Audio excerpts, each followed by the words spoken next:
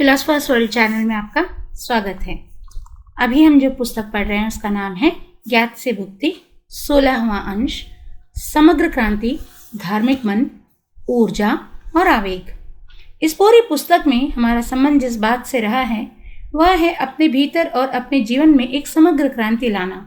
इस क्रांति का सामाजिक ढांचे से कुछ लेना देना नहीं है। अभी जो समाज है वह एक भयावह चीज़ है जिसमें युद्ध और आक्रमण का एक अंतहीन सिलसिला जारी है। ये आक्रमण विस्तारवादी हो या प्रतिरक्षात्मक, वस्तुतः हमें एक ऐसी चीज़ की आवश्यकता है जो बिल्कुल नहीं हो, एक क्रांति, एक रूपांतरण स्वयं मानस और चित्त में।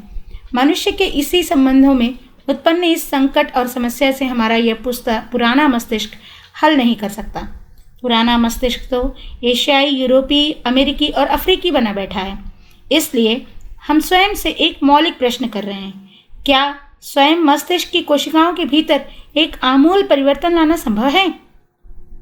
अब जबकि हमने स्वयं को बेहतर ढंग से समझ लिया है तो पुनः एक बार हम पूछें, क्या यह संभव है कि एक आदमी जो साधारण सा जीवन बिता रहा है इस निर्दय, निष्ठुर और हिंसक संसार में, वह संसार जो दिन प्रतिदिन जितना ही सक्षम और समर्थ होता जा रहा है उतना ही निर्दयी और निष्ठुर भी, तो क्या उस आदमी के लिए यह संभव है कि वह न केवल अपने बाहरी संबंधों में बल्कि अपने विचार, भाव, क्रिया और प्रतिक्रिया के पूरे क्षेत्र में क्रांति ले आए?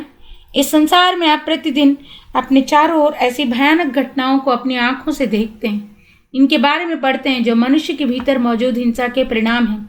आप कह सकते हैं, मैं इस संबंध में कर ही क्या सकता हूँ, यह संसार को प्रभावित करना मेरे बस में नहीं है। मैं समझता हूँ कि आप प्रचंड रूप से इस संसार को प्रभावित कर सकते हैं अगर आप स्वयं अपने भीतर हिंसक नहीं हैं, अगर आप प्रतिदिन सचमुच एक शांत जीवन जी रहे हैं, एक ऐसा जीवन जो प्रतिस्पर्धा, महत्वाकांक्षा और ईर्ष्या से प्रेरित नहीं है, एक ऐसा जीवन जो शत्रुता पैदा नहीं करता है।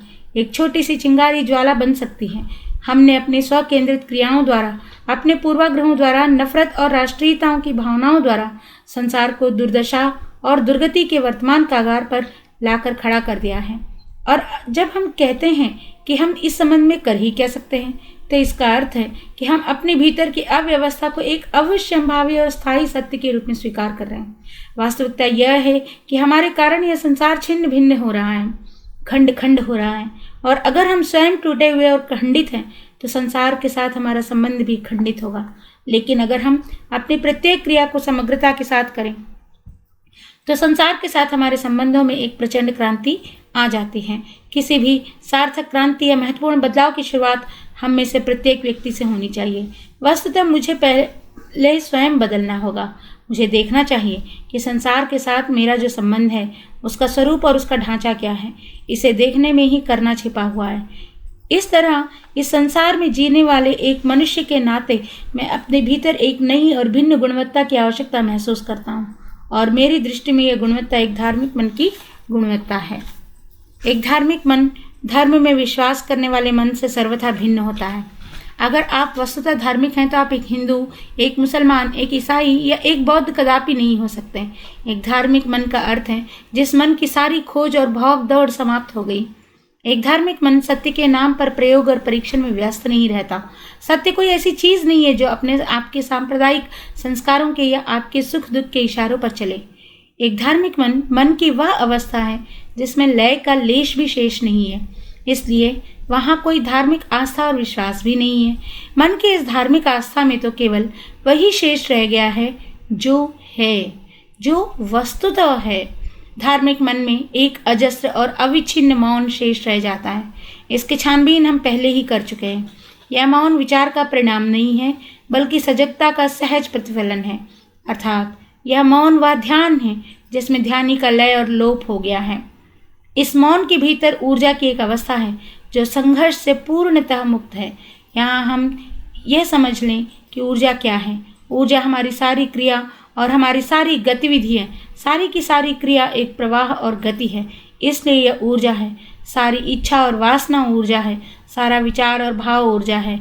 संपूर्ण जीवन ऊर्जा है। हमारा सारा जीना ऊर्जा है।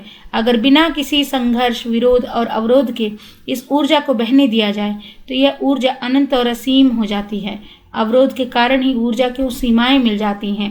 इस बात को अच्छी तरह देखने समझने के बाद भी मनुष्य सदा इस ऊर्जा के भीतर अवरोध में क्यों खड़ा करता है? यह प्रवाह और गति जिसे हम जीवन कहते हैं, इसके भीतर मनुष्य अवरोध क्यों पैदा करता है? शुद्ध ऊर्जा, सीमा रहित ऊर्जा, क्या मनुष्य के लिए केवल एक विचार और धारणा है? क्या इसकी वास्तविकता इतनी अस्पष्ट और अदृश्य है? स्वयं के भीतर एक समग्र क्रांति लाने के लिए हमारे पास ऊर्जा का होना आवश्यक है, और साथ ही यह देखने के लिए, जांच पड़ताल करने के लिए और सही कदम उठाने के लिए भी ऊर्जा की उतनी ही आवश्यकता है। जब किसी भी प्रकार का अवरोध हमारे परस्पर संबंधों में होता है, यह संबंध चाहे जहाँ भी हो, पति और पत्नी के बीच, आदमी और आदमी के बीच, एक समुदाय और दूसरे समुदाय के बीच, एक राष्ट्र और दूसरे राष्ट्र के बीच, एक विचारधारा और दूसरी विचारधारा के बीच, अर्थात जब कभी किसी प्रकार का आंतरिक अवरोध या बाह्य संघर्ष होता है, चाहे वह कितना ही सूक्ष्म क्यों न हो, तो ऊर्जा का नाश और क्षय होता है। जब तक दृष्टा और दृश्य के बीच समय का एक अंतराल है, यह अवरोध उत्पन्न करता है, और इसलिए ऊर्जा का नाश अवश्यंभावी है। यह ऊर्जा तब अपने उच्चतम बिंदु पर जाकर इकट्ठी हो जाती है जब दृष्टा दृश्य हो जाता है, अर्थात जब समय का अंतराल पूर्णतः मिट जाता है। तब इस ऊर्जा के पीछे कोई प्रेरणा और प्रयोजन नहीं होता। तब यह ऊर्जा कार्य करने के लिए अपने मार्ग स्वयं ढूंढ लेती है, क्योंकि तब मैं का अस्तित्व नहीं होता। हम जिस अव्यवस्था और उलझन में जीते हैं, उसे समझने के लिए हमारे पास प्रचुर मात्रा में ऊर्जा होनी चाहिए, और यह भाव कि मुझे अवश्य समझना चाहिए खोजने के लिए आवश्यक शक्ति और बल उत्पन्न करता है।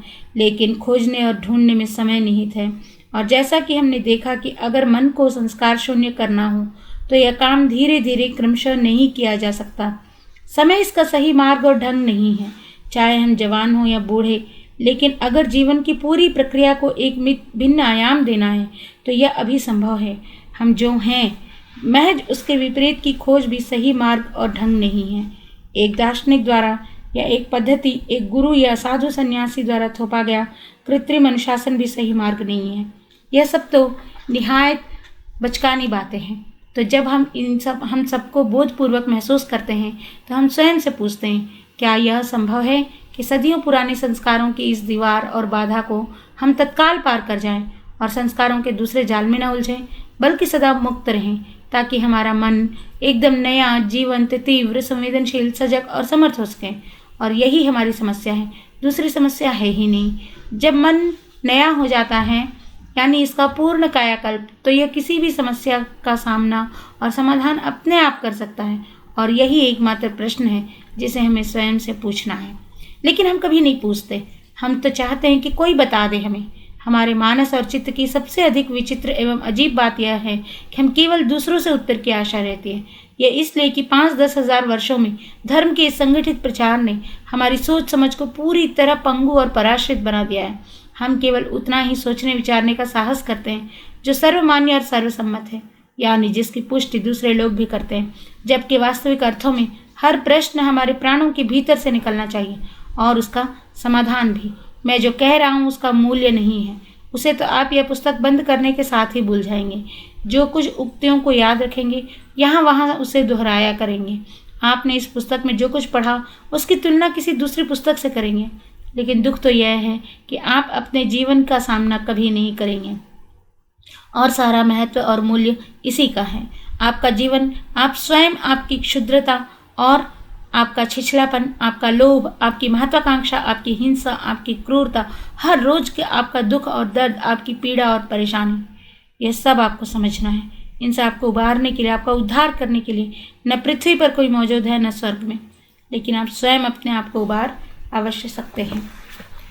आपके दैनिक जीवन में जो कुछ हो रहा है, जो कुछ चल रहा है, उसे देखते हुए, अर्थात दिन भर की अपनी सारी क्रियाओं और गतिविधियों का निरीक्षण करते हुए जब आप बात करते हैं, जब आप अपनी कलम उठाते हैं, जब आप मनोरंजन के लिए कहीं निकल पड़ते हैं, या जब आप सुनसान जंगलों में अकेले घूम रहे होते हैं, तो अपनी इन क्रियाओं और गतिविधियों के दौरान क्या आप एक सांस में, एक झलक में स्वयं को एकदम सरलतापूर्वक जान सकते हैं जो आप हैं? जब आप स्वयं जैसे हैं उसे जान लेते हैं, तो मनुष्य की सारी खोज, सारा प्रयास, छल प्रपंच, पाखंड सब आपकी जगह समझ में आ जाता है। लेकिन यह जानने और समझने के लिए आपको अपने साथ समग्र रूप से ईमानदार होना चाहिए, अपने पूरे अस्तित्व और प्राणों से।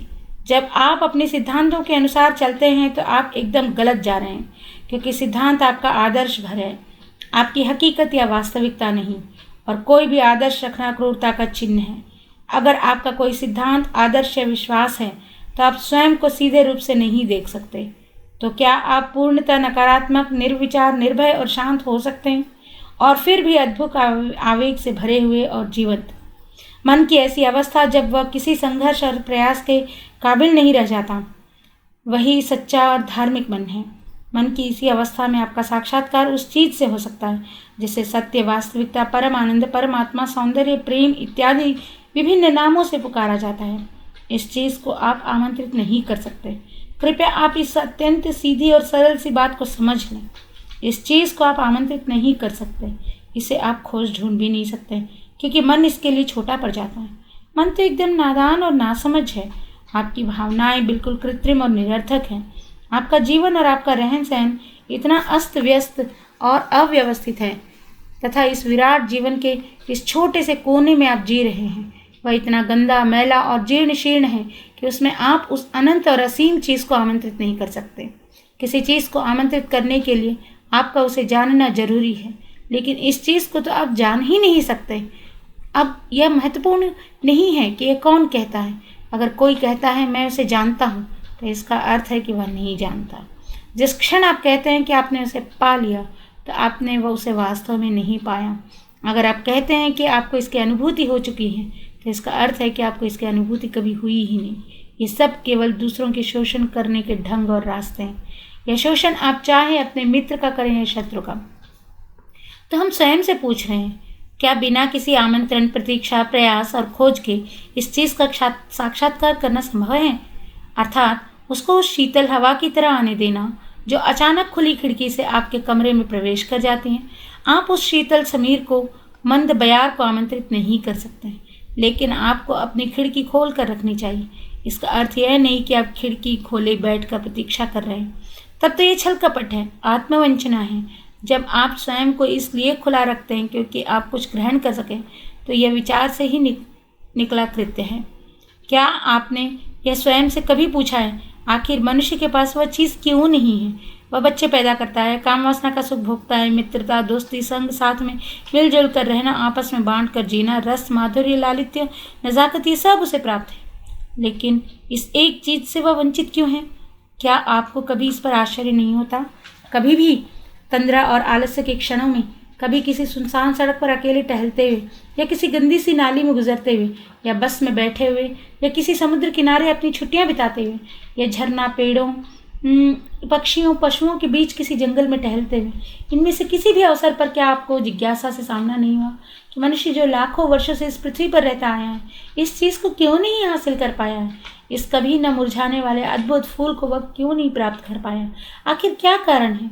आप यानी एक मानव जो इतना समर्थ, होशियार, धूर्त और प्रतियोगी है, जिसके पास अद्भुत तकनीकी ज्ञान है, जिसने प्रकाश, धरती और समुद्र तक नाप डाले हैं, जिसके पास एक से बढ़कर एक कंप्यूटर है, लेकिन जो सबसे मूल्यवान चीज़ है वह उसके पास यानी आपके पास क्यों नहीं है? पता नहीं। आपने कभी गंभीरता से इस प्रश्न का सामना किया है या नहीं? आपका हृदय इतना सूना और रिक्त क्यों है? अगर आप स्वयं के समक्ष इन प्रश्नों को रखें तो आपका क्या उत्तर होगा? आपका सीधा उत्तर बिना किसी लाग लपेट, बिना शब्द आडंबर या चालाकी के क्या होगा? आप जितनी तीव्रता, गहनता और विह्वलता से इस प्रश्न को पूछेंगी, उसी के अनुरूप आपका उत्तर होगा। लेकिन न आप गहन हैं न विह्वल। वह इसलिए कि आपके पास ऊर्जा नहीं है। ऊर्जा अर्थात आवेग, और बिना आवेग के आप किसी सत्य को नहीं पा सकते।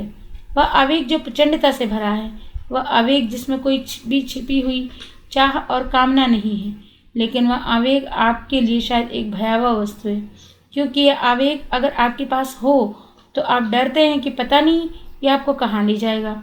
क्या भय के कारण ही आपके पास आवेग की वह ऊर्जा नहीं जिसमें कि आप पता लगा सकें कि आप प्रेम की यह गुणवत्ता आपके भीतर क्यों नहीं है? आपके हृदय में प्रेम का यह दिया क्यों नहीं जलता? अगर आपने अपने हृदय और मन को टटोला है, उसकी निकटतापूर्वक छानबीन की है, तो आपको पता चलेगा कि आपके पास यह क्यों नहीं है या आपके पास क्यों नहीं है। अगर इसकी खोज आप पूरे आवेग से भरकर करें तो आप अचानक पाएंगे यह तो है ही वहाँ। आवेग का उच्चतम रूप पूर्ण निषेध है। पूर्ण निषेध ही वह द्वार है जिससे होकर प्रेम का आगमन होता है।